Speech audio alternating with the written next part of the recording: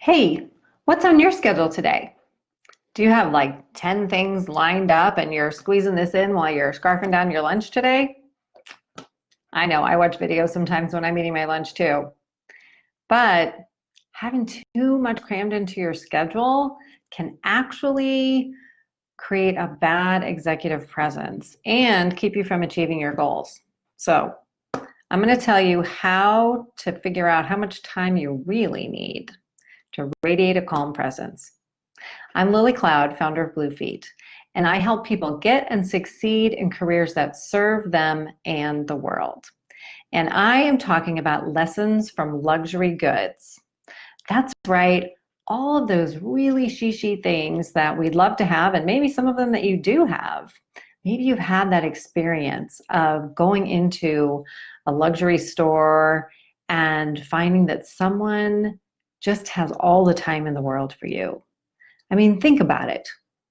When Beyonce bought her $1 million Mercedes that has like a loo in it, like apparently that's really true. It's a van, so has a loo in it. Do you think the people that sold that to her had back-to-back appointments with a bunch of other celebrities? Like, let's see if we can get Beyonce in and out of here in like 35 minutes because we've got, somebody else coming in next. I don't think so. I think they made all the time in the world for her because that's how important she is. And that's what you want to do when you have important meetings, and ideally every day. Because my lesson number 2 from luxury goods is radiate calm. Radiate calm. It's a wonderful thing that really makes you seem like you've got it all together. Because you know what it's like when people are like, doing a million things, right? Radiate calm like you've got it all together. And the number one way to do that I'm going to talk about right now is something I need to really take my own advice on. And that is stop overscheduling. Stop. This is so hard, isn't it? It's a really tough one. There's so many things that need to be done. And in theory, your calendar actually has space for them, right? You're at work 8 hours or so, maybe 6 to 8 hours, maybe 10, but let's just assume 8. So I have been billing my time as a consultant for probably 20 or more years. I've had to literally account for every hour of what I do. That's how I get paid. Without that, I don't get paid. So I learned to do this way back working for a big consulting firm.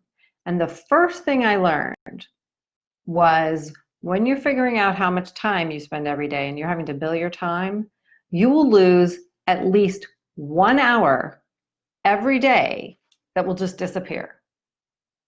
It'll just be gone. You won't know where it went. Which means if you only want to be in the office for 8 hours, at a minimum, you're allowed to book 7.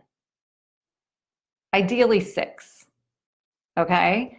And you might be thinking like, how can I possibly do that? Or, oh, no wonder I'm here for 10 hours a day, okay?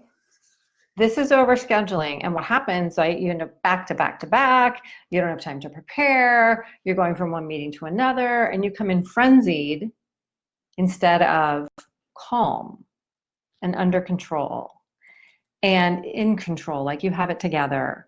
And like that person that you're there to meet with is the most important person in the world, because that's what you want to make someone feel like all of the time. This keeps you calm, keeps your staff calm, keeps others around you feeling confident. So I'm serious about this, about the time thing. If you are only going to be at work for 8 hours and you have 6 hours of time crammed onto your calendar, whether that's meetings or work that absolutely has to happen, maybe you even block it out on your calendar because you're super organized that way, which is great, you're going to be there for 8 hours. Okay, and that doesn't mean you don't have it together. That doesn't mean you're lazy. That doesn't mean you're not productive. That just means sometimes you have to go to the bathroom. That means you want to get a cup of coffee. Maybe you chat for a few minutes with a colleague down the hall, which, by the way, can be very productive. Or there's all those unexpected things that come up in a day that are important and that you need to deal with. An email that took longer than you thought, a conversation that took longer than you thought. You have to make space for those things in your calendar. So if you want to radiate calm, which I highly recommend that you do, then stop overscheduling. Be really honest about what's on your calendar, how much time you have, and ideally, here's a goal I'm going to try to go for, is ideally try to schedule yourself really only 60 to 70% of the time. So that other 30, 40% of the time is for all that incoming that isn't officially scheduled on your calendar, but it's just the shifting priorities. If you're a boss, that's really important because there's all kinds of things that come in. Of course, if you're a boss, you probably have lots and lots of meetings, right? But let me tell you how it works in the consulting world.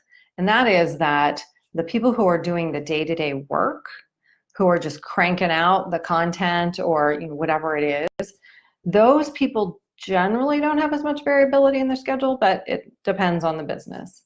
But the people at a higher level, they definitely have to be able to deal with the high-level clients, those important meetings, whatever comes up. So there has to be some flexibility in your schedule.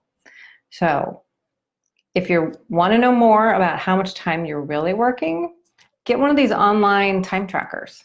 There's a lot of them out there. One's called Harvest. I know a lot of people use that one. There's all kinds of ones. And you can see how much time you're really spending working and how much time is not productive time. But that's okay. That doesn't mean you're not productive. It just means that's life. So deal with the reality of it. Have a good week, not overscheduling yourself, being calmer, showing up better for yourself and for everyone else in your life. That's my lesson from Luxury Goods for today. Have a great week.